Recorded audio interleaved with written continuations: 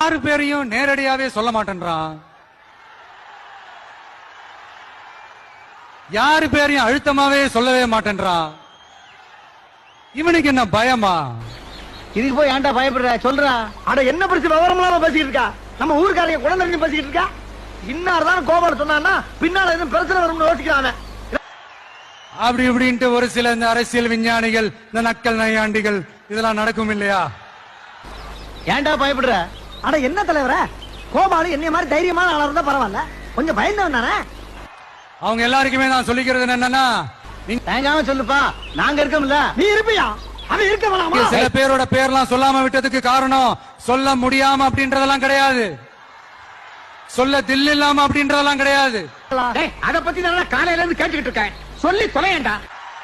அதுக்கெல்லாம் ஒரே ஒரு காரணம் தான், இங்க யாரு பேரையும் சொல்லி தாக்குறதுக்கெல்லாம் நாங்க இங்க வரல.